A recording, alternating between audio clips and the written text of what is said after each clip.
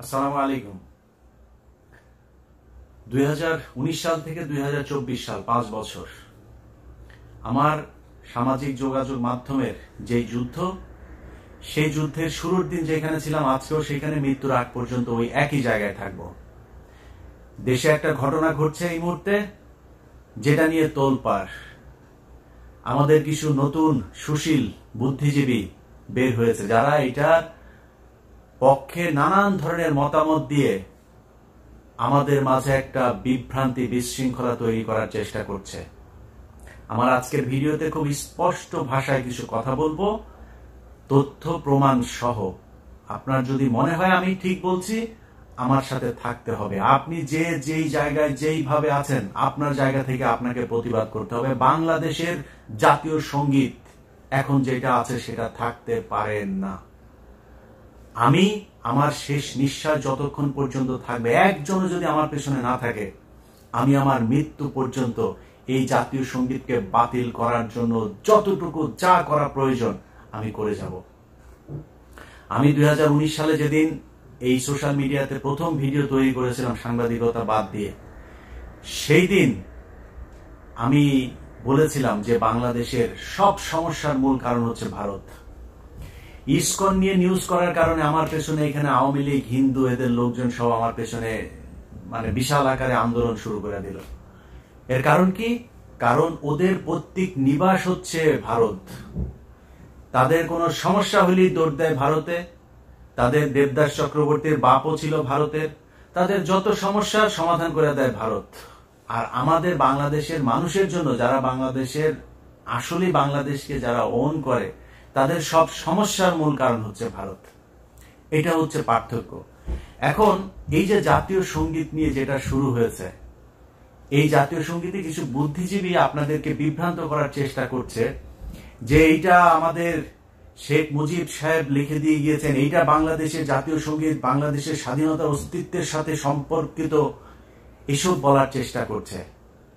প্রথম কথা, যদি কেউ ডিবেট করতে চান, বলেন কোথায় যাবেন, আমি 5 জনকে নিয়ে সেখানে যাব। কে কোথায়, কোন জায়গায়, কোন ওপেন মার্কেটে কোথায় চ্যালেঞ্জ করতে চান, আমি আপনাদের চ্যালেঞ্জ অ্যাকসেপ্ট করতে রাজি।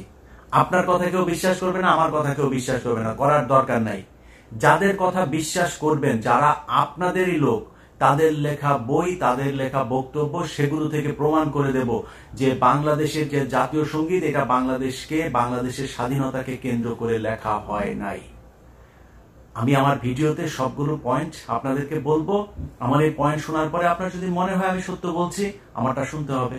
যদি মনে হয় মিথ্যা বলছি, তাহলে আপনি আমারটা শোনার কোনো দরকার নাই। কমেন্ট করে আপনি জানেন যে ভাই আপনি এই জায়গাটা ভুল করেছেন। রবীন্দ্রনাথ ঠাকুর 1905 সাল বঙ্গভঙ্গ রদ করবার জন্য তখনকার সময়ে শ্যামাপ্রসাদ, তারপরে রবীন্দ্রনাথ, এই যে গান্ধীও সেই সাথে আপনার এগুলোর পেছনে তাদের অনেক ধরনের চক্রান্ত, ষড়যন্ত্র এগুলো ছিল, অর্থাৎ তাদের যে কংগ্রেস, তো এগুলো যে করেছে, তাদের উদ্দেশ্য কি ছিল? বঙ্গভঙ্গ। আর বঙ্গভঙ্গ রদের কারণ কি? বঙ্গভঙ্গ ব্রিটিশরা করে দিল যে আমাদের দেশের পূর্ব বাংলার মুসলমানেরা এবং এই দেশের নিচু বর্ণের যেসব হিন্দুরা আছে, তারা কোনো বিদ্যা অর্জন করতে পারবে না। বিদ্যা অর্জন কারা করবে? শুধুই ব্রাহ্মণরা করবে। সেই ব্রাহ্মণরা থাকেন কোথায়? কলকাতার জমিদার সব। এই জমিদারদের কথা মতো আমাদেরকে চলতে হবে সারা জীবন। আমরা যদি বিদ্যা অর্জন করি তাহলে সমস্যা। এই কারণে তারা চায় না আমাদের বঙ্গভঙ্গ আলাদা প্রভিন্স হোক, এবং সেই প্রভিন্সের ভেতরে আপনার ব্রিটিশ সরকার আমাদেরকে আলাদা বাজেট দিক, আলাদা স্কুল কলেজ এগুলো করুক, সেখানে আমরা শিক্ষা অর্জন করব, এটা তারা করতে দিবে না। তাদের ওইখানে যে আমাদের তাদের হাত পা টিপতে হবে সারা জীবন, তাদের বাড়ির সামনে দিয়ে যাওয়ার সময় জুতা খুলে যাইতে হবে, তাদেরকে দেখলে নমনম করতে হবে, এইভাবে সারা জীবন চলতে হবে। না চললে তাদের ব্রাহ্মণত্ব যেটা, সেটা থাকবে না। তো এই যে উঁচু বর্ণ নিচু বর্ণের যে ভেদাভেদ, এটাকে ধরে রাখার জন্য তারা আমাদেরকে পড়াশোনা করতে দিবে না। এটাই হচ্ছে মূল কারণ যে আমাদের দেশ উন্নত হইতে পারবে না। আমরা তাদেরকে শাসন করবো, আমরা শিক্ষা অর্জন করবো, অতএব বঙ্গভঙ্গ রদ হইতে হবে, আমাদের সাথেই থাকতে হবে।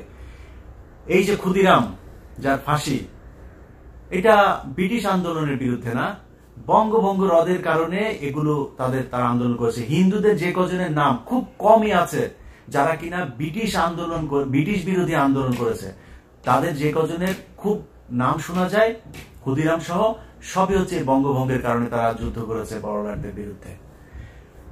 এই বঙ্গভঙ্গকে কেন্দ্র করে এই মাটা সব মিলায়ে তারা সাহিত্য লেখা শুরু করলো। এই সাহিত্য চর্চার এই আপনার কি বলবো ফসল হলো আমাদের এই যে আজকের যে কথিত জাতীয় সঙ্গীত, সেইটাকে আমরা 1971 সালে বলছি জাতীয় সঙ্গীত। আপনি বলেন 1905 সালে যারা আমাদের এই পূর্ব বাংলার বিরুদ্ধে যারা এই কবিতা লিখলো, আমাদের বিরুদ্ধে যারা আন্দোলন করলো, ব্রিটিশদের বিরুদ্ধে দৌড়ঝাঁপ করলো, সেইটা লেখা আমার দেশের স্বাধীনতা নিয়ে আপনাদেরকে এখন বুঝাইতে চাচ্ছে যে স্বাধীনতা, সার্বভৌমত্ব চলে যাবে, এই স্বাধীনতার চেতনা চলে যাবে। আরে ভাই, ওটা তো স্বাধীনতার বিরুদ্ধে লেখা। বাদ দিলাম এটা। রবীন্দ্রনাথ ঠাকুর কোন দেশের নাগরিক? আমার দেশে বহু হিন্দু আছে, ওই দেবপ্রিয় ভট্টাচার্যের বলেন লেখা দিতে, আমরা ওনারটা লিখবো, কোনো সমস্যা। এই দেশে বহু হিন্দু আছে, কোটি কোটি হিন্দু আছে, তাদেরকে বলেন যে আমার দেশের জাতীয় সঙ্গীত তাদের 5 জনের হাতে ছেড়ে দেব, আপনারা লেখা দেন।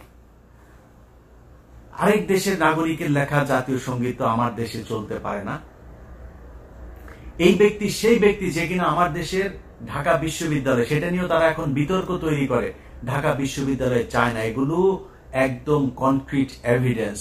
এই এভিডেন্সের ভিত্তিতে অনেক মানুষ এই পর্যন্ত বই লিখে এসেছেন, কথা বলে এসেছেন। তাদের পেইড কিছু এজেন্ট, এই এজেন্টরা হচ্ছে এখন বলার চেষ্টা করে যে রবীন্দ্রনাথকে নাকি আমরা ধর্মের কারণে তার প্রতি সাম্প্রদায়িক এই দৃষ্টিভঙ্গি থেকে এসব বলে থাকি। ঢাকা বিশ্ববিদ্যালয়ের হিসাব আজকে বাদ, আজকে জাতীয় সঙ্গীতের ভেতরেই থাকি। আচ্ছা, এই জাতীয় সঙ্গীত রবীন্দ্রনাথ ভিনদেশী, রবীন্দ্রনাথ বঙ্গভঙ্গ রদকে কেন্দ্র করে লিখেছেন, সেটাও বাদ দিলাম। আমি রবীন্দ্রনাথের এটা নিতে চাই। আচ্ছা, রবীন্দ্রনাথের যে লেখাটা, এই যে আমার যে জাতীয় সঙ্গীত, এটা আমি পুরাটা নিতে চাই। এখান থেকে বাদ দেওয়া হয়েছে কেন, বাদ দেওয়া সেই লাইনগুলো কি, সেটা আমি শুনতে চাই।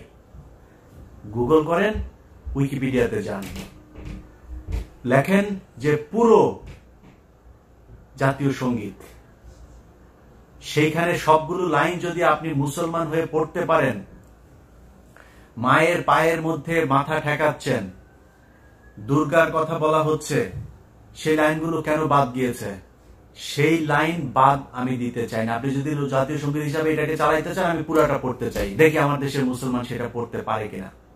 সেটাকে কৌশলে বাদ দিয়ে তারপরে তার সেই দুর্গাকে লেখা সেই কবিতাকে আপনার আমাদের জাতীয় সঙ্গীত হিসাবে চালিয়ে দেওয়া হচ্ছে। আমি যদি মিথ্যা বলি, গুগল করে তারপরে চেক করে নেন। ওইটাও বাদ দিলাম। সেই গান আপনি দিয়ে দিলেন আমার সুর করে, তারপরে জাতীয় সঙ্গীত হিসাবে তারে নারে গাওয়ার জন্য। তারে নারে গানের যে সুরটা, সেই সুরটা কার লেখা? আমার এই ভিডিওটা, আমার এই কথাটা এই মুহূর্তে যিনি শুনছেন, আমার মনে হয় আমার ভিডিও যারা দেখেন তাদের 99% মানুষ জানেন এই সুরটা কার লেখা। গগন হরার আমি কোথায় পাবো তারে, সেই গান থেকে আপনি এই কইরা গান সুর চুরি করে নিয়ে আসা, তারপরে আমার দেশের জাতীয় সঙ্গীতের ভেতরে চালাই দিচ্ছেন, এটা আমার জাতীয় সঙ্গীত। এই গানকে, এই সুর কি চুরি করা? ইয়েস অথবা নো। যারা আজকে এই ভারতের পেইড এজেন্ট, টাকা পয়সা খেয়ে যারা কি বলে নাস্তিক গুলা জাতীয় সঙ্গীতের পক্ষে, তারা এখন করছে। আর বেটা, তুই জাতীয় সঙ্গীতের জন্য তোর এতই, পুরো দেশটাই তো দখল হয়েছিল 15 বছর, তুই কোথায় ছিলি তখন? পরে গিয়া জিজ্ঞেস করেন তোর বাপ রবীন্দ্রনাথ এই গগন হর করার থেকে সুর চুরি করেছে কি না। আমি ধর্ম, অন্য দেশি কবে লিখেছে সব বাদ দিলাম। আপনি কি চান যে কারো চুরি করা সুর আপনি সারা জীবন আমার স্বাধীন দেশ, রক্ত দিয়ে যে দেশের স্বাধীনতা অর্জিত হয়েছে সেই দেশের জাতীয় সঙ্গীত হোক? যদি না চান, তাহলে এই জাতীয় সঙ্গীত পরিবর্তন করতে হবে। বাংলাদেশের যেখানে যেই অবস্থায় আছেন, সবার কাছে আমার অনুরোধ থাকবে, আজ থেকে কোথাও কোন জাতীয় সঙ্গীত যেখানে বাজানো হোক সেখানে গিয়ে বাধা দেবেন, এবং কোন শিক্ষা প্রতিষ্ঠান, কোন জায়গায় বাংলাদেশের এই যে কথিত যে জাতীয় সঙ্গীত, এটা পাঠ করা যাবে না। কারণ কারো কোনো মূর্তিকে নিয়ে লেখা, কারো ধর্মীয় কোনো সঙ্গীত, বাংলাদেশের মানুষের বিরুদ্ধে লেখা কোনো সঙ্গীত, চুরি করে আনা কোনো সঙ্গীত, কোনো পতিতা ব্যবসায়ের কোনো সঙ্গীত, কোনো চোরের কোনো লেখা সঙ্গীত বাংলাদেশের জাতীয় সঙ্গীত হইতে পারে না।